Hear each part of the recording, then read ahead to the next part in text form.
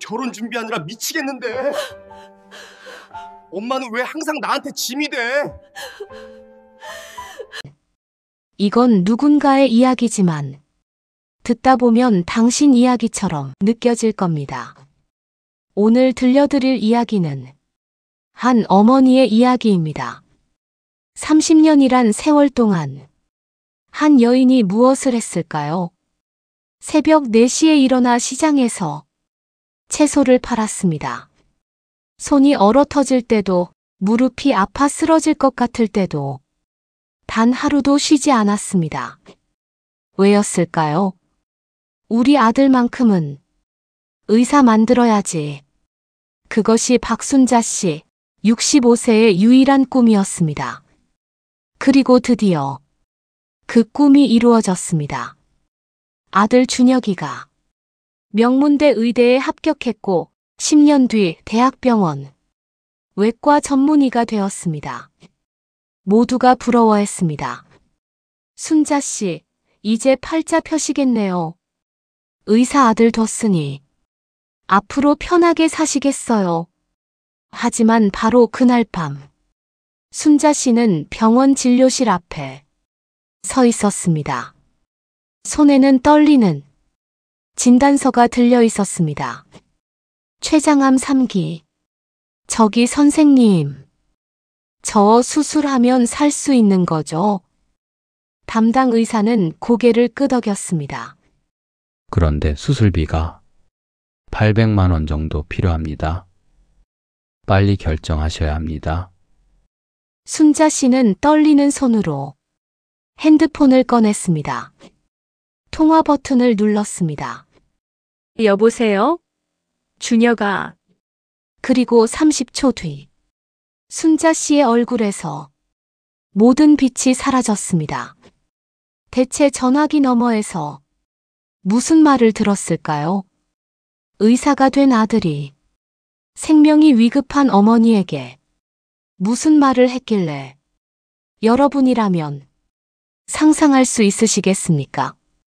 이야기는 30년 전으로 거슬러 올라갑니다. 1995년 봄, 남편을 교통사고로 잃은 박순자 씨는 단칸방에서 5살 아들과 둘이 살았습니다. 엄마, 배고파. 아들의 울음소리가 들릴 때마다 순자 씨의 가슴은 찢어지는 것 같았습니다. 조금만 기다려라. 엄마가 지금 밥 해줄게. 하지만 쌀통은 텅 비어 있었습니다. 그날 밤 순자 씨는 결심했습니다. 이 아이만큼은 다르게 키우겠어. 다음 날 새벽 4시, 순자 씨는 중앙시장 채소 가게에 취직했습니다. 아줌마, 이거 얼마예요? 이 배추 신선해요? 하루 종일 서서 일했습니다. 발이 퉁퉁 붓고 허리가 끊어질 것 같아도 순자 씨는 미소를 잃지 않았습니다. 왜였을까요? 집에 돌아가면 아들이 기다리고 있었기 때문입니다.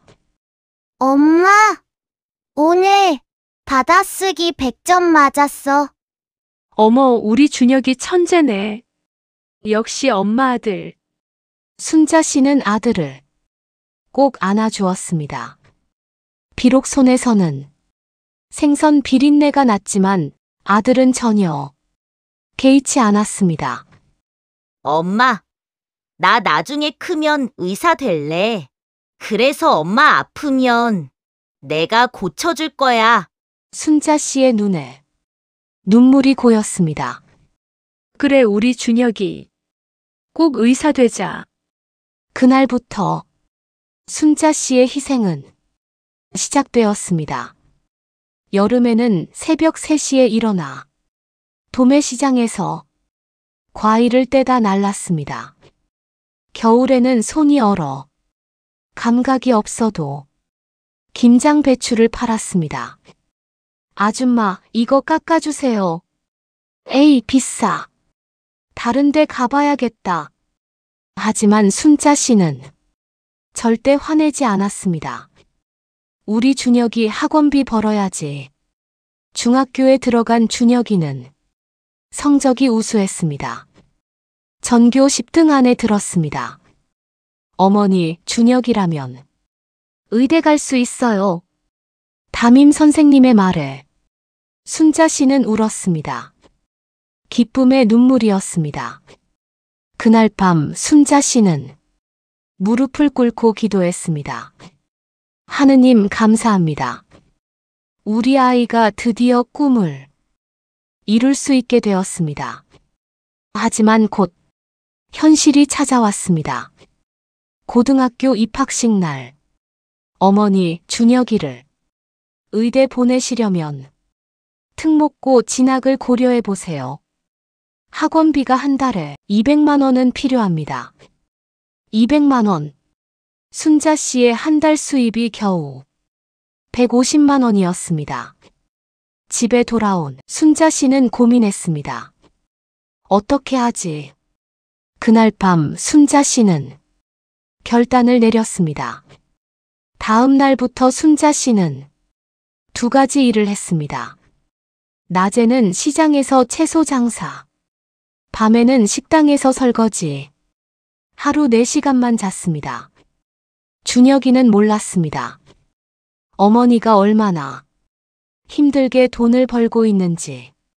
엄마, 나 학원 끝나고 친구들이랑 치킨 먹어도 돼?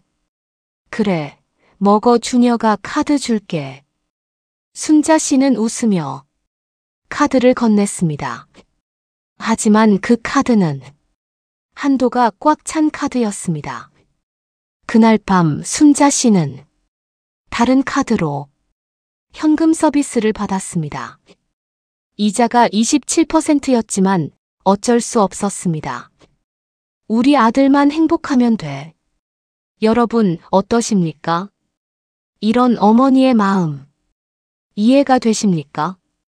생활비, 책값, 기타 비용까지 합치면 1년에 최소 2천만 원이 필요했습니다. 순자 씨는 또다시 결단했습니다. 아파트를 팔았습니다. 전세로 이사를 갔습니다. 엄마, 우리 왜 이사해? 우리 집 팔았어? 아, 이게 더 좋은 집으로 옮기는 거야. 거짓말이었습니다. 아파트를 팔아 생긴 돈 3억 원. 전부 아들의 미래를 위한 돈이었습니다. 대학교 1학년. 준혁이는 새로운 세계를 경험했습니다. 의대 동기들은 대부분 부유한 집안 출신이었습니다. 야, 준혁아. 우리 같이 강남에서 스터디할래? 다음 주 제주도 여행 같이 갈래? 준혁이는 부러웠습니다. 어느 날 준혁이가 전화했습니다.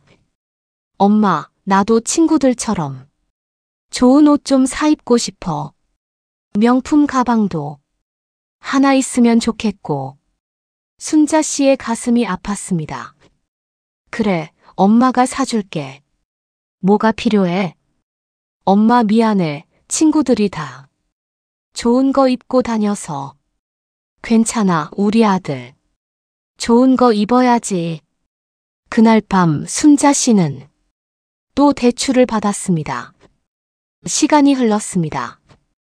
의대 6년이 지나고 인턴 레지던트 4년이 지나고 드디어 2020년 준혁이는 대학병원 외과 전문의가 되었습니다. 엄마, 나 드디어 전문의 됐어. 정말? 정말이야? 순자 씨는 기뻐서 울었습니다. 하지만 그때부터였습니다. 준혁이의 전화가 점점 줄어들기 시작했습니다. 한 달에 한 번, 2달에 한 번, 석 달에 한 번. 엄마, 바빠서 그래. 나중에 전화할게. 순자 씨는 이해했습니다. 의사는 바쁘니까. 그리고 어느 날 준혁이가 집에 찾아왔습니다. 옆에는 젊고 예쁜 여성이 함께였습니다. 엄마, 소개할게. 내 약혼녀 수진이야. 수진이 아버지가 대학병원 이사장이셔. 순자 씨는 웃으며 반겼습니다. 어서 와요, 수진 씨. 많이 들었어요. 하지만 수진은 차갑게 대답했습니다. 안녕하세요. 그리고 준혁이에게 속삭였습니다. 오빠, 여기 좀 좁지 않아? 우리 빨리 나가자. 순자 씨는 그 말을 들었습니다. 가슴이 찢어지는 것 같았습니다. 30분 만에 그들은 떠났습니다. 엄마, 바빠서 그래. 다음에 다시 올게. 그래, 조심히 가거라. 문이 닫히고 순자 씨는 혼자 남았습니다. 텅 빈 집, 텅 빈 마음. 이게 내가 바라던 행복일까? 여러분이라면 이런 상황에서 어떤 기분이 드셨겠습니까? 2024년 가을. 순자 씨는 요즘 몸이 좋지 않았습니다. 배가 자주 아프고 식욕이 없었습니다. 체중이 10kg이나 빠졌습니다. 그냥 나이 들어서 그런가. 하지만 통증은 점점 심해졌습니다. 어느 날 시장에서 일하다가 순자 씨는 쓰러졌습니다. 아줌마, 괜찮으세요? 119 불러요. 병원 응급실. 보호자분 계세요? 간호사가 물었습니다. 아들이 있는데 의사예요. 아, 그럼 연락해보세요. 순자 씨는 떨리는 손으로 전화했습니다. 여보세요? 준혁아. 엄마, 무슨 일이야? 지금 수술 중이야. 나 병원에 왔어, 응급실에. 무슨 병원? 중앙대학교 병원이야. 거기 아는 선배 있어. 내가 연락해줄게. 끊을게. 삐. 순자 씨는 멍하니 전화기를 내려놓았습니다. 얼마 뒤 담당 의사가 왔습니다. 보호자분, 검사 결과 나왔습니다. 의사는 심각한 표정이었습니다. 췌장의 악성 종양이 발견됐습니다. 악성 종양이요? 네, 췌장암 3기로 보입니다. 빨리 수술하셔야 합니다. 순자 씨는 머리가 하얘졌습니다. 수술하면 살 수 있나요? 조기에 발견하면 좋았을 텐데. 지금이라도 수술하시면 가능성은 있습니다. 수술비가 얼마나 들까요? 의사는 잠시 망설이다 말했습니다. 수술비, 입원비, 항암 치료비 포함해서 약 800만 원에서 1천만 원 정도 예상됩니다. 800만 원. 순자 씨의 통장에는 50만 원밖에 없었습니다. 30년간 벌었던 돈 모두 아들에게 쏟아부었습니다. 순자 씨는 떨리는 손으로 핸드폰을 꺼냈습니다. 준혁이한테 말해야겠다. 전화를 걸었습니다. 여보세요? 준혁아. 엄마, 검사 결과 들었어. 선배한테 연락받았어. 그래, 준혁아, 엄마가 수술을 해야 하는데. 준혁이의 목소리가 차갑게 들렸습니다. 엄마, 지금 나한테 돈 달라는 거야? 아니, 그게 아니라. 엄마, 솔직히 말할게. 나 지금 결혼 준비하느라 돈이 하나도 없어.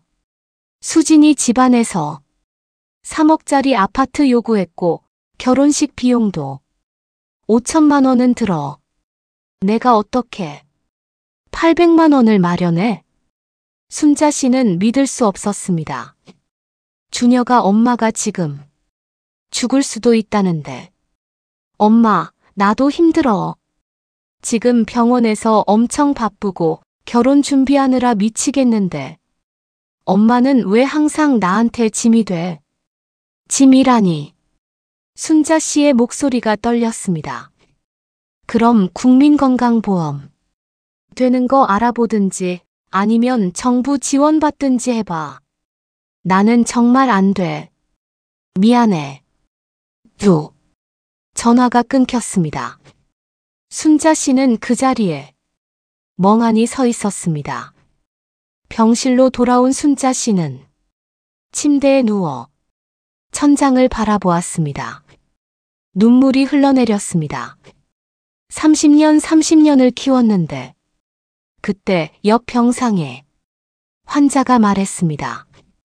아주머니 괜찮으세요? 순자 씨는 고개를 돌렸습니다. 60대 후반의 다정해 보이는 여성이었습니다. 아, 네 괜찮아요. 거짓말 우는데 괜찮긴요. 저도 암 환자예요. 같은 처지라서 알아요. 순자 씨는 눈물을 닦았습니다. 제 이야기를 들어주실래요? 그럼요. 순자 씨는 30년간의 이야기를 했습니다.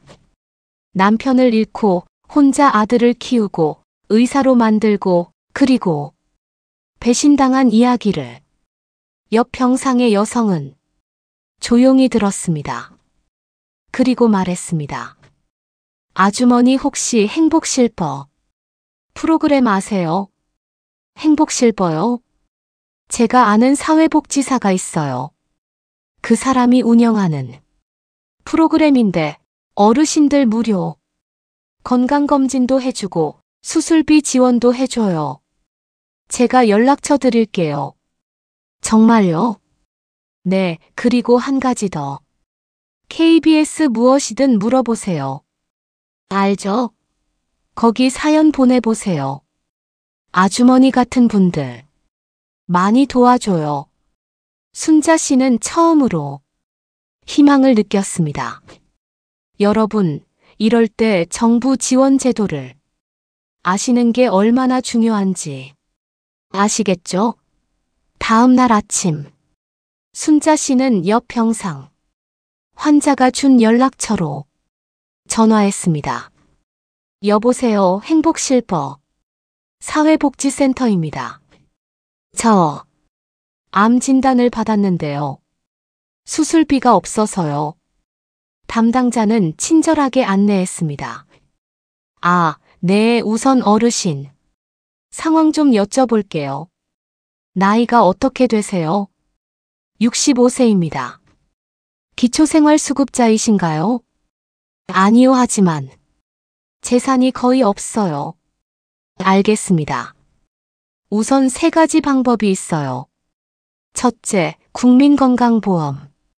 본인 부담 상한제를 이용하시면 연간 의료비 상한액이 정해져 있어서 그 이상은 환급받으실 수 있어요. 둘째, 긴급복지 의료 지원을 신청하시면 최대 300만 원까지 지원받으실 수 있고요. 셋째, 대한암협회나 각종 공익재단에서 암 환자 수술비 지원 프로그램이 있어요. 순자 씨는 필사적으로 메모했습니다. 그럼 어떻게 신청하죠? 주민센터 방문하시면 바로 신청 도와드려요. 그리고 저희 센터에서도 지원해 드릴게요.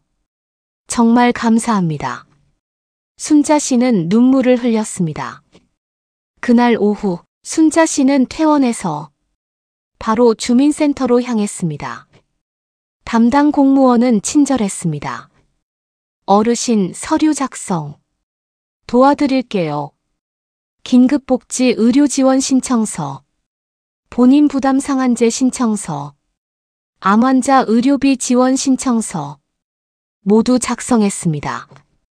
이렇게 하시면 최소 500만 원에서 700만 원까지는 지원받으실 수 있을 거예요. 정말요? 정말 감사합니다. 순자 씨는 처음으로 웃었습니다.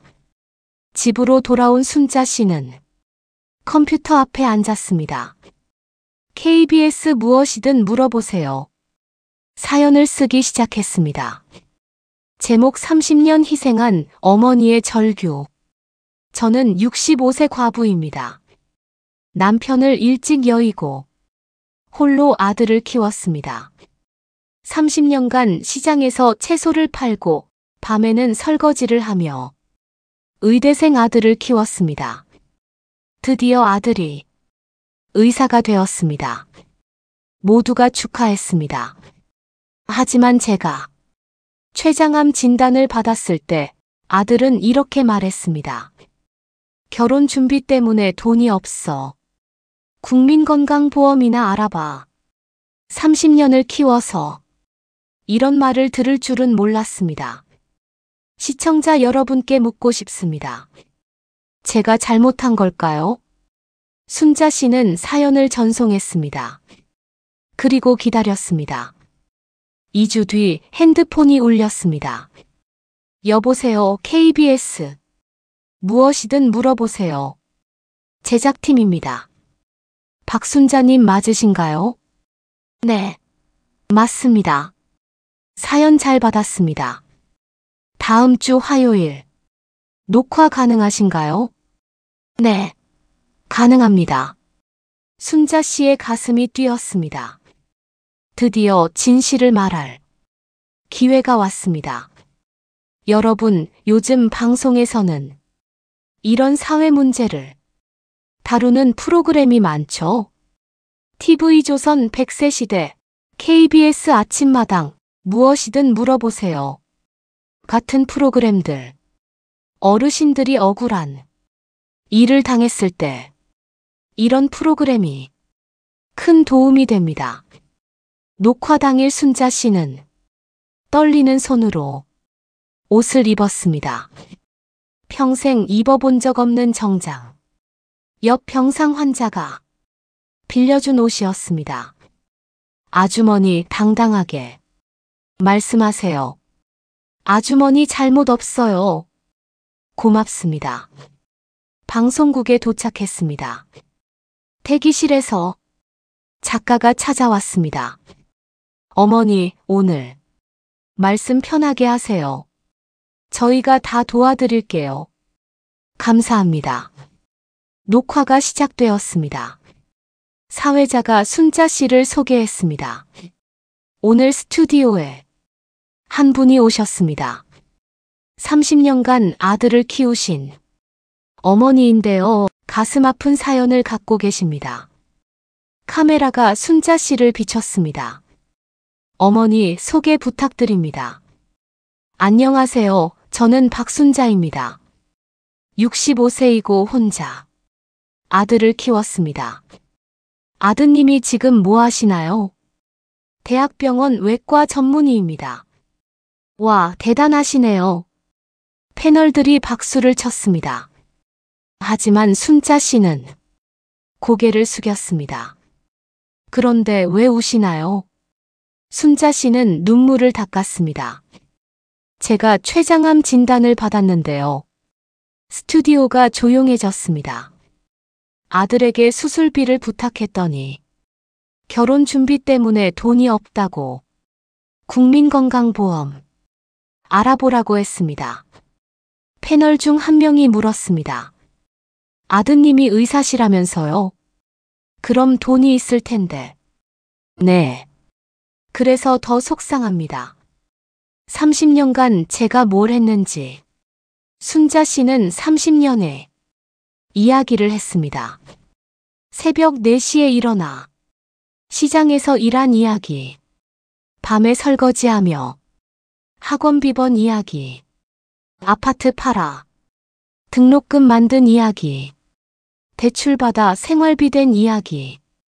스튜디오가 숙연해졌습니다. 한 패널이 눈물을 닦았습니다. 어머니 정말 고생 많으셨습니다. 사회자가 물었습니다. 혹시 아드님께 연락해 보셨나요? 이 방송 나온다고 문자 보냈는데 읽고도 답장이 없었습니다. 그때였습니다. 스태프가 뛰어왔습니다. PD님, 아들분이 방송국 앞에 오셨대요. 스튜디오가 술렁이었습니다. 어머니, 아드님이 오셨대요. 만나시겠어요? 순자 씨는 고개를 끄덕였습니다. 네, 만나겠습니다. 문이 열리고 준혁이가 들어왔습니다. 하얗게 질린 얼굴, 떨리는 손. 엄마. 준혁아. 전국에 방송되는 카메라 앞. 둘은 마주 섰습니다. 여러분이라면 이 순간 어떤 기분이셨겠습니까? 준혁이는 고개를 숙였습니다. 사회자가 물었습니다. 준혁 씨, 어머니 말씀 들으셨죠? 할 말씀 있으신가요? 준혁이는 떨리는 목소리로 말했습니다. 엄마 미안해. 하지만 순자 씨는 차갑게 대답했습니다. 미안하다는 말로 끝이야. 엄마, 나도 사정이 있었어. 사정? 네 사정이 엄마 목숨보다 중요해. 스튜디오가 조용해졌습니다. 준혁이가 변명했습니다. 엄마, 수진이 집안이 워낙 까다로워서 3억짜리 아파트 요구했고 한 패널이 끼어들었습니다. 잠깐만요, 약혼녀 집안. 눈치 보느라 생명이 위급한 어머니를 외면한 거예요? 준혁이는 대답하지 못했습니다. 또 다른 패널이 물었습니다. 준혁 씨 의사시면 월급 꽤 받으시죠? 네, 한 달에 약 700만 원 정도. 700만 원이면 충분히 800만 원 모으실 수 있지 않나요? 그게 생활비도 있고. 생활비요? 어머니는 30년간 하루 4시간씩만 주무시면서 생활비 걱정하셨는데요. 준혁이는 아무 말도 못했습니다. 순자 씨가 말했습니다. 준혁아, 솔직히 말해봐. 엄마가 창피해? 시장에서 채소 팔던 엄마가, 설거지하던 엄마가. 아니, 그게 아니라. 아니긴 뭐가 아니야. 내 약혼녀 앞에서 엄마가 사는 집 좁다고 했잖아. 내가 다 들었어. 준혁이의 얼굴이 붉어졌습니다. 엄마, 그건 넌 엄마가 자랑스럽지 않아? 30년간 너 하나 보고 살았는데 그게 그렇게 창피해? 준혁이는 눈물을 흘렸습니다. 엄마 정말 미안해. 내가 나쁜 놈이야. 그때 스튜디오 문이 다시 열렸습니다. 젊은 여성이 들어왔습니다. 준혁이의 약혼녀 수진이었습니다. 준혁 오빠. 수진이는 준혁이에게 달려갔습니다. 오빠, 지금 뭐 하는 거예요? 방송국에 왜 온 거예요? 사회자가 물었습니다. 수진 씨죠? 어머님 상황 알고 계세요? 수진이는 차갑게 대답했습니다. 알아요. 그런데 그게 저랑 무슨 상관이에요? 한 패널이 물었습니다. 상관없어요. 시어머니 될 뿐인데. 아직 결혼 전이에요. 그리고 솔직히 말하면 저희 집안에서는 이런 일 좀 부담스러워요. 순자 씨가 조용히 말했습니다. 수진 씨. 네. 당신도 부모님 있죠? 네. 당신 부모님이 아프시면 어떻게 할 건가요? 수진이는 대답하지 못했습니다. 순자 씨가 계속 말했습니다. 사람은요, 누구나 늙고 아프고 죽어요. 당신도 언젠가 늙을 거예요. 그때 자식이 당신을 버리면 어떻겠어요? 수진이의 얼굴이 굳었습니다. 그건 생각해보세요. 오늘 내가 당한 일이 내일은 당신한테 일어날 수 있어요. 스튜디오가 조용해졌습니다. 사회자가 광고를 알렸습니다. 잠시 후 더 충격적인 이야기가 이어집니다. 광고가 끝나고 녹화가 재개되었습니다. 전문가 패널이 말했습니다. 어머니, 현재 정부 지원제도 알아보셨나요? 네, 주민센터에서 신청했습니다. 좋은 결정하셨어요. 시청자 여러분도 꼭 아셔야 해요. 첫째, 국민건강보험 본인 부담 상한제. 둘째, 긴급복지 의료 지원. 셋째, 대한암협회 수술비 지원. 이 세 가지만 잘 이용하셔도 수술비 대부분을 지원받으실 수 있습니다. 순자 씨가 고개를 끄덕였습니다. 네, 덕분에 약 600만 원 지원받을 수 있다고 들었어요.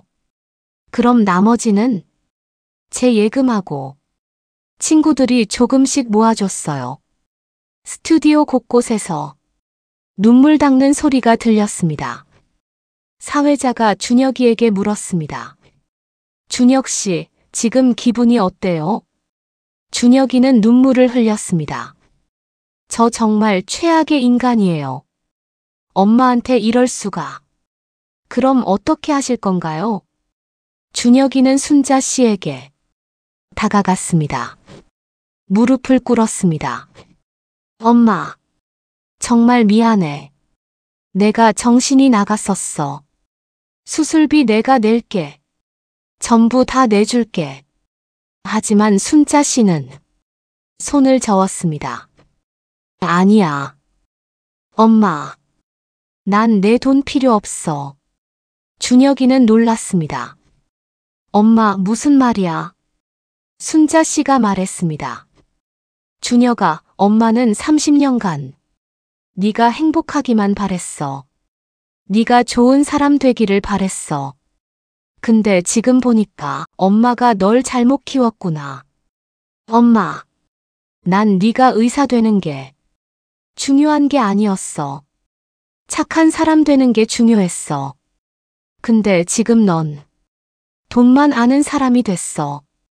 어머니보다 명품이 중요한 사람이 됐어. 준혁이는 고개를 숙였습니다.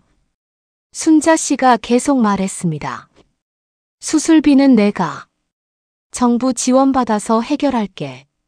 너는 그냥 네 인생 살아. 엄마 제발.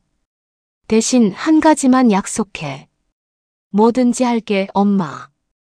앞으로 내가 만나는 환자들, 돈 없어서 치료 못 받는 사람들, 그 사람들한테만큼은 따뜻하게 대해줘. 그들도 누군가의 어머니, 아버지니까. 준혁이는 울었습니다. 엄마, 미안해. 정말 미안해. 순자 씨는 아들을 안아주었습니다. 울지 마. 이제라도 깨달았으면 됐어. 스튜디오 전체가 울었습니다. 패널들도 스태프들도 관객들도. 사회자가 눈물을 닦으며 말했습니다. 시청자 여러분, 오늘 이 방송을 통해 많은 것을 느끼셨을 겁니다. 부모님은 언제나 우리 곁에 계시지 않습니다. 건강할 때 효도하세요. 그리고 정부 지원제도 꼭 알아두세요. 어려움에 처했을 때 혼자가 아니라는 것을 기억하세요. 부모님은 언제나 우리 곁에 계시지 않습니다. 건강할 때 효도하세요. 그리고 정부 지원제도 꼭 알아두세요. 어려움에 처했을 때 혼자가 아니라는 것을 기억하세요. 직접 요리한 음식을 가져옵니다. 어머니와 함께 시간을 보냅니다. 어느 날 준혁이가 말했습니다. 엄마, 나 병원에서 저소득층 환자들을 위해 무료 진료 봉사하기로 했어. 정말? 응. 엄마 덕분에 깨달았어. 의사가 된 이유를 말이야. 순자 씨는 미소 지었습니다. 그래, 우리 아들 착하네. 엄마, 앞으로 잘할게. 진짜 효자 될게. 알았어, 엄마 믿는다. 그날 밤 순자 씨는 창밖을 바라보았습니다. 별이 빛나고 있었습니다. 여보, 우리 아들 제대로 된 사람 됐어요. 늦었지만 괜찮아요. 이제라도 깨달았으니까. 순자 씨는 눈물을 흘렸습니다. 하지만 이번엔 슬픔의 눈물이 아니었습니다. 감사의 눈물이었습니다. 여러분, 오늘 이야기 어떠셨나요? 이 이야기는 우리 주변에서 실제로 일어나는 일들을 재구성한 것입니다. 많은 어르신들이 자식을 위해 평생을 희생하지만 정작 필요할 때 외면당하는 경우가 있습니다. 하지만 기억하세요. 첫째, 정부 지원 제도가 있습니다. 국민건강보험 본인 부담 상한제, 긴급복지 의료 지원, 대한암협회 수술비 지원, 각종 공익재단 지원 프로그램, 주민센터에 가시면 자세히 안내받으실 수 있습니다. 둘째, 혼자가 아닙니다. 사회복지센터, 노인복지관, 각종 시민단체에서 도움을 드립니다. 셋째, 방송 프로그램을 활용하세요. 무엇이든 물어보세요.